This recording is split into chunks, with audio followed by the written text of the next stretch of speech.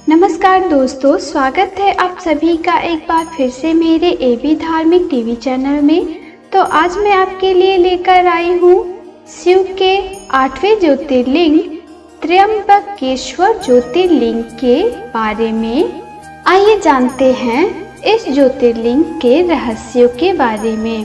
भारत में स्थित सभी धार्मिक स्थलों के पीछे कोई न कोई कथा, कहानी या रहस्य अवश्य छुपी होती है। हर मंदिर के इतिहास को देखा जाए तो सभी मंदिर के पीछे एक रहस्यमयी कहानी, त्र्यंबकेश्वर ज्योतिर्लिंग के पीछे की वास्तविक कहानी आपको आज मैं बताने जा रही हूँ।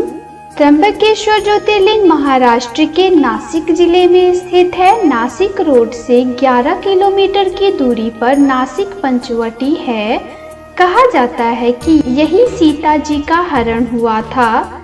पंचवटी से 30 किलोमीटर की दूरी पर त्र्यंबकेश्वर महादेव का पावन स्थान है, जो कि भारत के 12वें ज्योतिर्लिंग में से एक है। इस ज्योतिर्लिंग की काफी मान्यता है और भोलेनाथ के भक्त यहाँ पर दूर दूर से दर्शन के लिए आते हैं। मुख्य मंदिर के भीतर एक गड्ढे में 3 छोटे छोटे शिवलिंग हैं। ब्रह्मा, विष्णु और महेश इन तीनों का प्रतीक माना जाता है। मंदिर के पीछे अमृत कुंड है।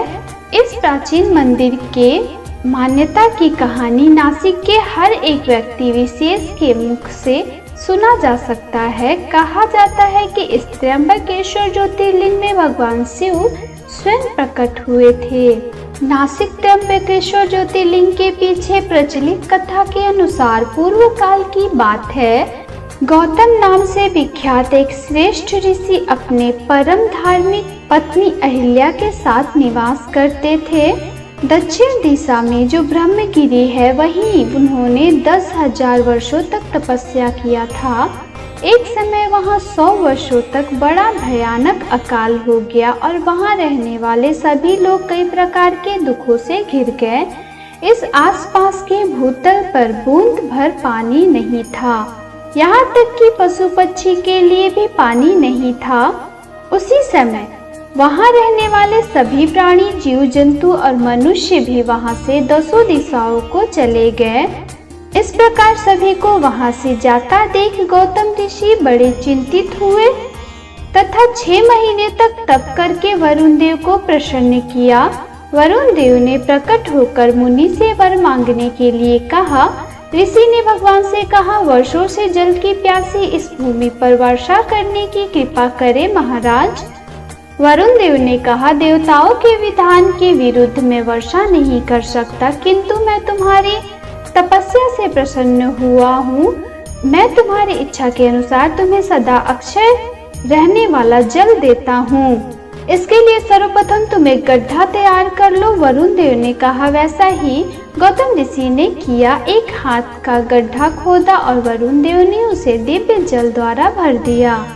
परोपकार से सुशोभित होने वाले मुनि श्रेष्ठ गौतम से वरुण देव ने कहा, हे महामुनि, कभी न छीन होने वाला यह जल तुम्हारे लिए तीर्थ रूप होगा और पृथ्वी पर तुम्हारे नाम से ही विख्यात होगा। यहाँ किए हुए दान, भोग, देव पूजन तथा पितरों का श्राद्ध सभी अक्षय होंगे। ऐसा कहकर वरुण देव गौतम मुनि से दूर चले गए और अंतर ध्यान हो गए। उस जलधारा से दूसरों का उपकार करके महर्षि गौतम को भी बड़ा सुख मिलने लगा। इस बीच गौतम मुनि उस परम दुर्लभ जल को पाकर विधि पूर्वक अपना रोज का काम करने लगे। मुनि ने उस स्थान पर लोगों को खेती करने के लिए कहा और खुद भी खेती करने लगे। इसके पश्चात वहां पर सभी फसलों के उत्पादन होने लगे।